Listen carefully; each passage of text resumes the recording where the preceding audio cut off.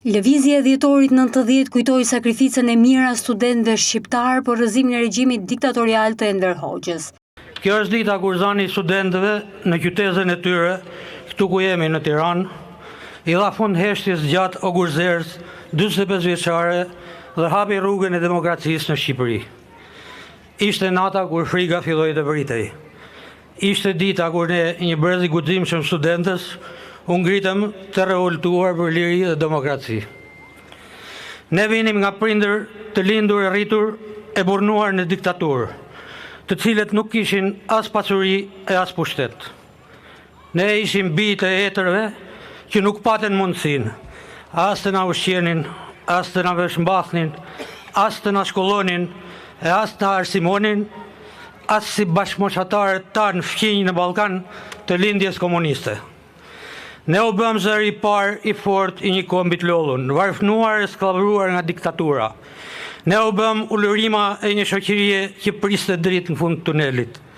Sot, 35 vite më pas, ne nuk jena këtu thjesht për me kujtu. Na jena këtu për mos me harru, po edhe me riforcu besimin tonë në idealet për të cilat u ngritëm atëherë. 8 dhjetori nuk është vetëm një datë, por është edhe një thirrje për përgjegjësi e veprim për çdo shqiptar. Na i detyrohen Avedit, brezit të ri dhe vendit ton që mos t'i nëndështrohemi padrejtësisë, arrogancës dhe autokracisë së narkoshtetit. Ne kemi nevojë të pastrohemi, doktor Berisha. Ne duhet të jemi vetvetja. Shqiptarët shpresojnë dhe besojnë tek ne. Mirënjohje dhe respekt gjithmonë. Figurës legjendare të Azem Hajdarit. Respekt dhe mirënjohje doktor Berishës, që është lëvizje nga një zemrim popullor në lëvizje politike dhe ne krijuam Partinë Demokratike. Respekt, mirënjohje për jetë Partisë Demokratike. Unë shpresoj sepse pranvera do të jetë e shkëlqyer, do të jetë shumë më shkëlqyer sa dhjetori 1990. Të gjithë bashkë doja dalim. Nuk ka vend për me thonë që jemi pak, ne jemi shumë. Gjithë këto zemra këtu janë shumë të fuqishme. Kryetari i Forumit Rinor të Partisë Demokratike, Besar Xhaferi, u bëri thirrje të rinjve të zgjohen e të ndryshojnë gjendjen e tyre, duke kujtuar sakrificat e jashtëzakonshme të studentëve dhe të rinjve që u bashkuan lëvizjes së dhjetorit 90. Gjithmonë diktaturat duket sikur s'do bien kurrë. Jam i bindur që edhe në 8 dhjetor, kur ka filluar ajo protestë në këtë shesh, shumë pak veta e kanë menduar me optimizëm se kjo diktaturë do rrëzohet. Por diktaturat deri në 10 minuta para se të bien, duken sikur s'do bien.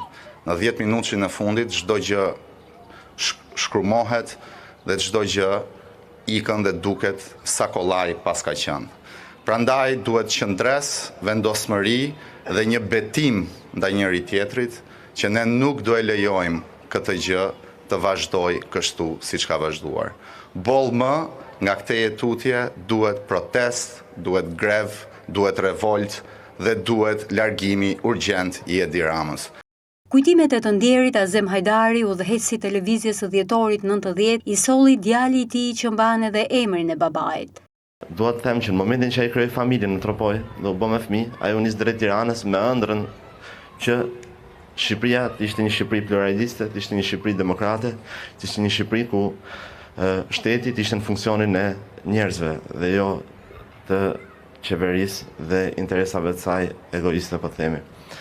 Derisa gjyshi im Rahmet Past, duke qenë se ishte, po them, pasojë e kohës dhe brezave që jetonin në atë kohë të moshës gjyshit tim, e mendonte të pamundur që djali vet vinte në Tiranë dhe të vinte të hidhte poshtë bashkë me shokët e tij sistemin më agresiv që ka njohur, po them, Ballkanin dhe Europa.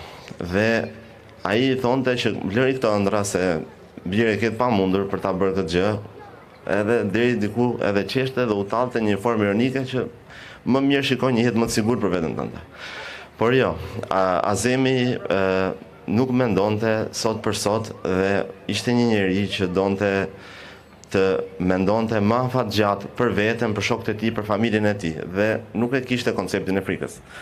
Azemi ishte me konceptin që frika nuk ndalon as vdekjen dhe as humbjen, por frika mund të ndalojë fitoren dhe frika mund të ndalojë jetën.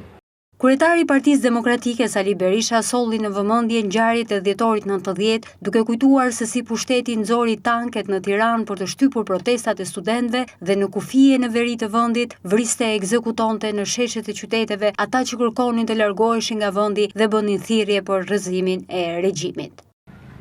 Si sot, 35 vite më parë, me 8 dhjetor të vitit 1990, studentë të Universitetit të Tiranës dhe shkollave tjera të larta, të udhëhequr nga tribuni i Lirisë Azem Hajdari, nisën protestat.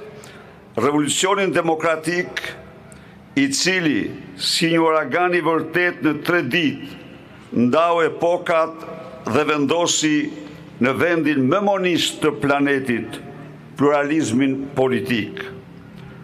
Ndaj sot, mbarkombi shqiptar nderon 8 dhjetorin si datën më të rëndësishme gjëratëherë në historinë e lirisë së tij pas shpalljes së pavarësisë së vendit. Sot, në ditën e rinisë, në 8 dhjetor, Edi Rama vjen si armiku më i egër i trive shqiptar në tërë historinë tonë. Në 10 vite të sundimit të tij, plaçkitës dhe narko regjim, me politikat e tij përzurin nga Shqipëria mbi 700.000 të ri dhe të reja, apo rreth 70% të trive shqiptar. Edi Rama, me ndihmën e George Sorosit, mafjes ndërkombëtare të ekstremit të majt, bëri gjithçka për një Shqipëri pa opozit, pra për të varrosur përfundimisht pluralizmin politik dhe idealet e dhjetorit 90.